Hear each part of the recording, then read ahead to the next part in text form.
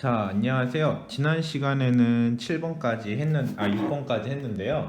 오늘은 어디서부터 시작할 거냐면 7번부터 시작을 하도록 하겠습니다. 자, 제가 미처 이 앞에서 너무 얘기를 많이 하다 보니까 조금 진도가 좀 늦게 나간 게 조금 있어요.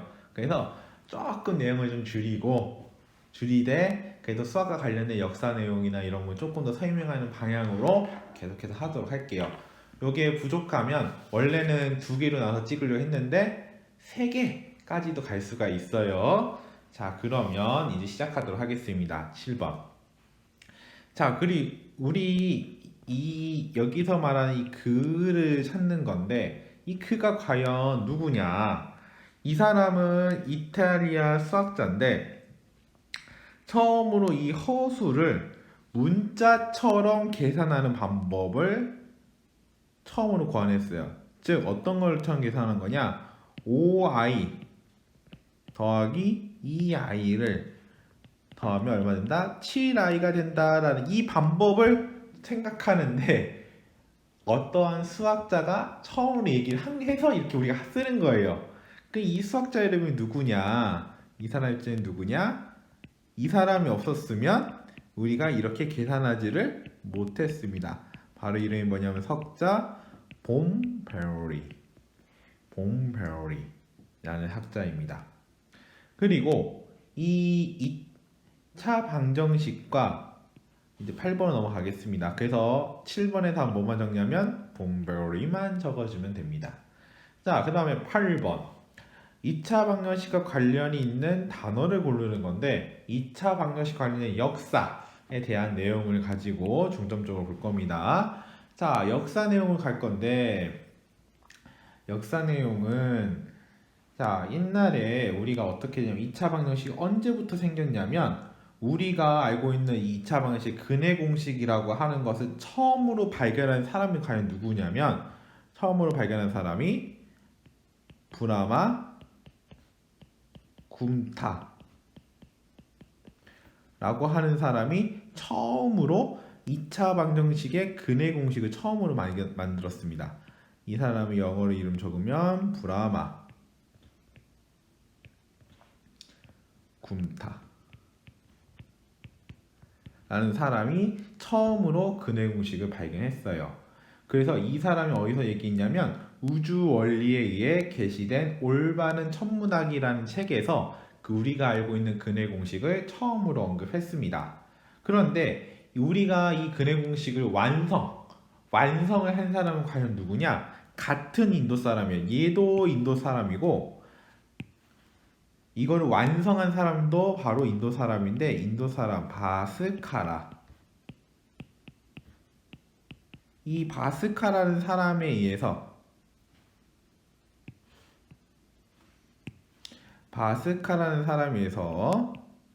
우리가 알고 있는 기호와 그리고 우리가 알고 있는 형태로 정리를 한 사람입니다. 이 바스카라가 처음으로 정리를 했다 라고 하는 것도 기억해 주면 됩니다.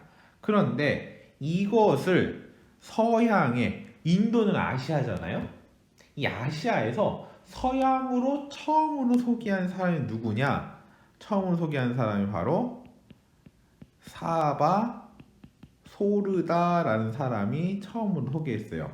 언제 소개했냐면 거의 1100년대 정도에 소개를 했거든요. 1145년 그 정도쯤에 이 사람이 이제 스페인계 수학자인데 스페인으로 인도의 수학 기술을 가지고 온 거예요.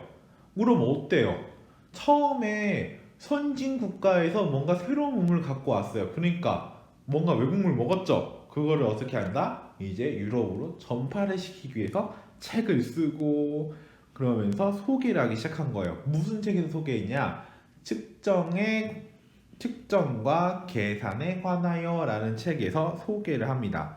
바로 누가 소개하냐면 스페인의 수학자 사바 소르다가 처음으로 소개를 했다. 그런데 우리가 인도만 이렇게 근해 공식에서 계산을 했냐? 그거는 아니에요. 중국에서도 했었는데 중국의 어떤 책에서 했냐면 구장산술이라는 책에서 우리가 알고 있는 이 방정식에 대해서 얘기를 합니다. 이 구장산술이라고 하는 거는 총 몇 권의 책? 9권의 책. 9권의 장으로 이루어진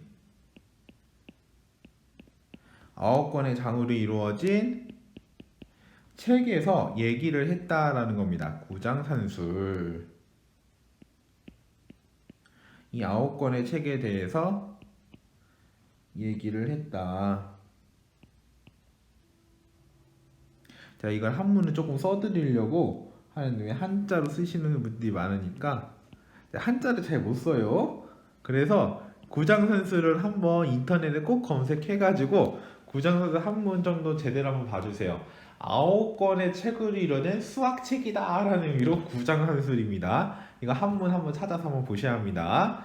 이 책에서 처음으로 뭘 얘기했냐? 우리가 알고 있는 방정식에 대한 개념을 얘기했다. 하나는 중국, 하나는 중국, 하나는 스페인, 하나는 인도. 그러니까 인도가 이 수학에 대해서 얼만큼 많은 걸 생각하고 있는지에 대해서 알 수가 있었던 대목입니다. 인도의 수학 기술이 스페인을 거쳐서 유럽으로 퍼지고 또 중국도 나름대로의 책을 통해서 방정식에 대해서 생각을 했다라고 하는 것이 제가 알리고자 하고 있는 8번 문제입니다. 자, 그럼 이제 우리 어떤 문제로 갈 거냐면 9번 문제로 가볼게요. 9번 문제. 자, 이 9번 문제는 일단은 이 근해 공식이라고 하는 것은 2차 방정식이 근해 공식만 있는 것이 아니라 3차 방정식, 4차 방정식도 근해 공식이 있어요. 그런데 2차 근해 공식은 비교적 옛날에 만든 거고 3차 방정식의 근해 공식이라고 하는 것은 비교적 최근에 만들어졌어요. 근데 이게 과연 이 공로를 누구의 공로로 할 거냐, 처음 발표한 사람을 그거 가지고 엄청나게 논란을 했습니다. 왜냐하면 이 볼보뇨 대학의 교수였던 페로는 1500년경에 이 3차 방정식의 해를 구했어요. 그것도 자신의 방법만 가지고. 그런데 이 구하는 방법을 뭘로 붙였냐? 비밀로 붙였어요. 그런데 이 페로라는 교수가 이 비밀을 누구한테만 살짝 얘기했냐면 나 이거 풀었다라는 거를 자기 제자인 피오르에게만 알려줬대요. 이 피오르에게만 알려줬어요. 문제는 아니 여기 피오르에게만 알려줬어요. 이 피오르에게 알려줬는데 이 타르타리아가 마찬가지로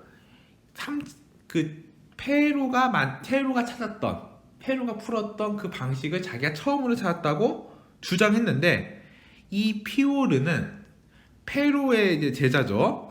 자기 스승의 업적을 보호하기 위해서 타르타리아에게 공개적으로 이 3차 방정식 해법에 대해서 대결하자고 한 거예요. 다시 한번 스승의 명예를 걸고 딱 얘기한 거예요.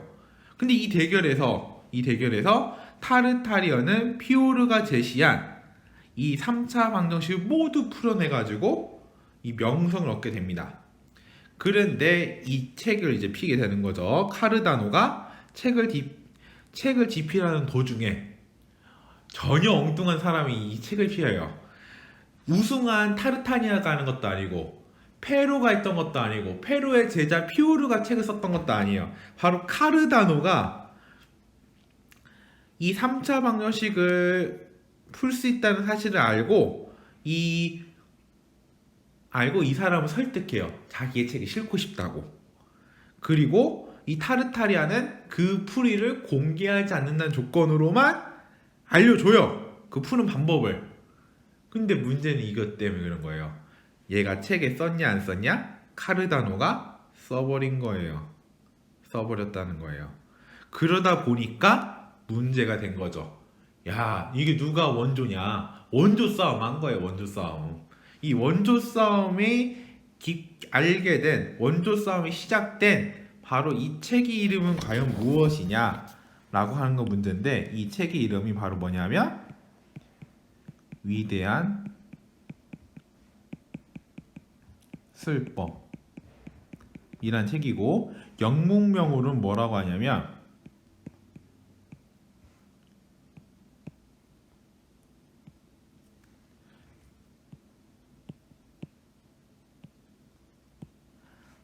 아르스 마그나라고 합니다. 아르스 마그나라고 읽습니다. 이 책이 바로 뭐냐면 위대한 술법, 위대한 계산법에 대한 내용을 담은 책이다 라고 해서 아르스 마그나라고 얘기를 합니다. 자, 이 책 때문에 많은 사람들이 방정식에 대한 풀이도 더 깊게 생각하게 되는 계기가 되었죠. 자, 그 다음에 이제 10번. 더 많은 거 하고 싶지만 시간 관계상 이렇게 하는 거예요. 자, 10번. 여기서 요거를 처음으로 또 이 사람이 또 나옵니다. 누가 또 나오냐면 바로 데카르트가 나옵니다. 데카르트. 이 데카르트가 이 기하학과 대수학의 연관성을 처음 설명해요. 그래서 어느 책에 부록에 싣냐면 자기가 썼던 반법 서석이라는 책의 부록으로 싣습니다. 그러니까 데카르트는 제가 자주 언급하지만 진짜 한 일이 많은 사람이에요. 그래서 이것도 꼭 기억해 주셔야 합니다. 그리고 11번 문제로 가보겠습니다. 이 수학이라고 하는 게 예술화 할 수 있느냐에 대해서 처음으로 시도한 미술가가 있어요. 그 미술가는 현대 추상 미술의 아버지로 추대를 받고 있고 우리가 수학에서 사용한 도형인 점, 선, 면을 이용해서 추상화를 진짜 많이 그렸어요. 그러다 보니까 이 수학의 아름다움을 알리는데 일조한 미술가입니다. 이 미술가의 이름을 바로 뭐라고 하냐면 칸딘스키 라고 얘기합니다. 이 사람의 미술 작품을 한번 쭉 보면 어떤 게 있냐면 정말 아름다워요. 이 도형이라고 하는 것 자체만으로 이 색감을 이렇게 표현해서 여기에 의미가 메시지를 전달한다는 것 자체가 너무 아름답더라고요. 그래서 한번 이 사람의 작품 검색 한번 해보시면 지금 저는 이거 하나만 언급했지만 아마 다른 작품들 보면 또 이거 엄청 새롭습니다. 진짜 우리 수학에서 사용하는 그 모양만 갖고 그림을 그려요. 그 의미를 전달하는 것 자체가 되게 신기하더라고요. 그래서 그런다라는 거. 자, 그리고 12번 한번 좀 보겠습니다. 12번은 마크 트웨인이라는 사람이 있어요. 마크 트웨인.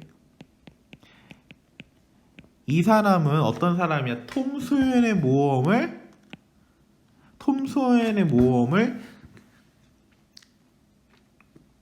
쓴 작가예요. 근데 이 사람은 어떤 책을 썼냐면 수필집인데 어떤 수필집이냐면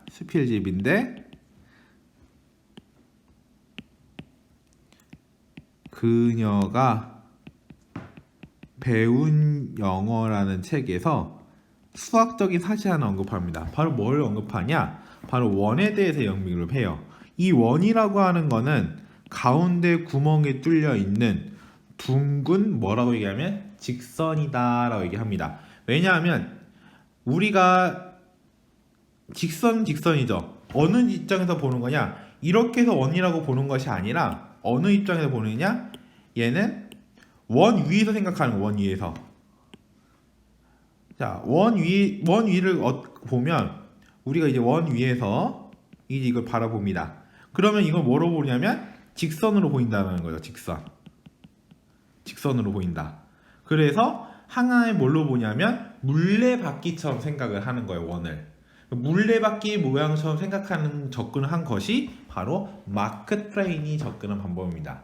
이 방법도 이 원이라고 하는 걸 어떻게 보면 심플하게 표현을 한 것이라고 볼 수가 있어요. 그래서 마크 트웨인이 그녀가 배운 영어라는 책에서 이 원을 또 하나의 관점을 설명을 했고 그걸 통해서 두 지점 사이의 거리를 원으로 이렇게 표현한 건 예를 들었다. 이런 거를 한번 적어봤습니다. 그리고 이제 마지막으로는 이제 수학에서 얘기하는 기하학 중에서 뭐가 있냐면 패턴. 사실 동일한 것이 규칙적으로 나타나는 게 있습니다. 근데 이거를 그냥 규칙에서 멈추는 것이 아니라 디자이너들이 이거를 가지고 이제 기법으로서 사용한 거예요. 읽는 방향이나 보는 관점에 따라 글자모양이 변하거나 그대로 유지되는 글자 디자인을 바로 뭐라고 하냐면 이걸 뭐라고 하냐면 앰비그램이라고 얘기합니다. 이걸 뭐라고 하냐면 앰비그램이라고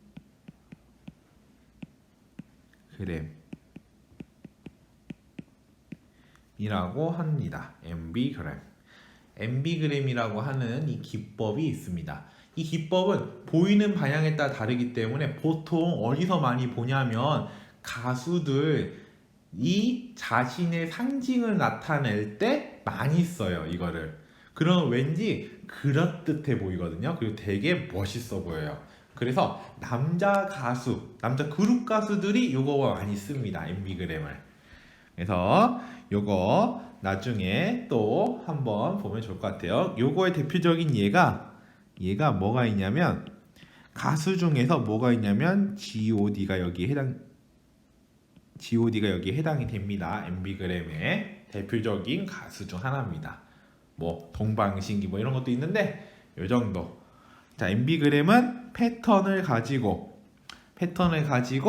그림의 디자인을 기법을 만든 것이다. 패턴을 가지고 그걸 우리 뭐라고 하냐면 앰비그램이라고 한다 라고 하는 것입니다. 자, 오늘은 어디까지 할 거냐면 여기까지 하겠습니다.